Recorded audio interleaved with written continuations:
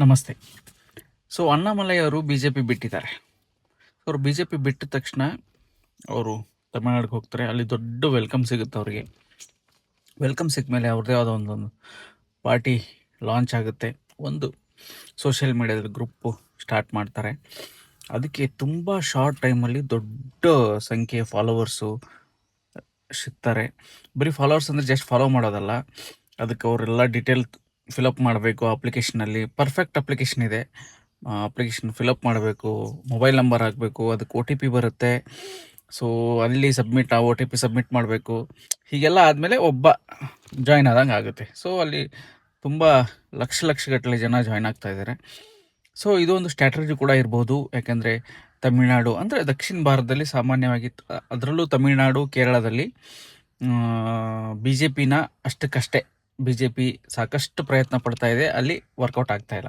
ಅದಕ್ಕೋ ಏನೋ ಗೊತ್ತಿಲ್ಲ, ತಮ್ಮ ಫ್ಯೂಚರ್ ಅಂದರೆ ಅಣ್ಣಾಮಲೈಯವರ ಭವಿಷ್ಯಕ್ಕೋಸ್ಕರ ಅವರು ಬಿ ಜೆ ಪಿನ ಬಿಟ್ಟಿದ್ದಾರೆ. ಸೊ ನಾಳೆ ಇವರು ಸಪೋರ್ಟ್ಗೆ ನನ್ನ ಒಂದು ಅಂದಾಜಿನ ಪ್ರಕಾರ ರಜನಿಕಾಂತ್ ಅವರು ಕೂಡ ಅಣ್ಣಾಮಲೈಗೆ ಸಪೋರ್ಟ್ ಮಾಡಬಹುದು. ಯಾಕಂದರೆ ವಿಜಯ್ ಮತ್ತು ರಜನಿಕಾಂತ್ ಸಂಬಂಧ ಅಷ್ಟಕ್ಕಷ್ಟೇ ಇದೆ.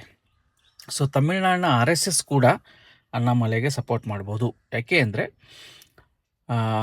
ಸನಾತನ ಧರ್ಮವನ್ನು ನಾಶ ಮಾಡ್ತೀನಿ ಅಂದವ್ರ ವಿರುದ್ಧ ಅಣ್ಣಾಮಲೈಯವರು ಹೋರಾಡ್ತಾ ಇದ್ದಾರೆ. ಸೊ ಈ ಹೋರಾಟದಲ್ಲಿ RSS ಆಗಲಿ, ಪಕ್ಕಾ ಸನಾತನಿಯಾದಂಥ ರಜನಿಕಾಂತ್ ಅವರಾಗಲಿ ಅಣ್ಣಾಮಲೈಗೆ ಸಪೋರ್ಟ್ ಮಾಡೇ ಮಾಡ್ತಾರೆ. ಸೊ ನನಗನ್ಸುತ್ತೆ ಬಿ ಜೆ ಪಿ ಬಿಟ್ಟು ಬಂದಂಥ ಅಣ್ಣಾಮಲೈಗೆ ಒಂದು ದೊಡ್ಡ ವೆಲ್ಕಮ್ ಸಿಕ್ಕಿದೆ. ಸೊ ಇದು ಒಂದು ದೊಡ್ಡದಾಗಿ ಏನೋ ಒಂದು ಆಗುತ್ತೆ ಅತಿ ಶೀಘ್ರದಲ್ಲೇ. ಇನ್ನು 2 ವರ್ಷದಲ್ಲಿ MP ಎಲೆಕ್ಷನ್ ಇದೆ. ಅವಾಗ ಏನೋ ಒಂದು ಆಗ್ಬೋದು ಅಂತ ನನ್ನ ಒಂದು ಅಭಿಪ್ರಾಯ. Let's see. Hope for the best, Annamalai sir.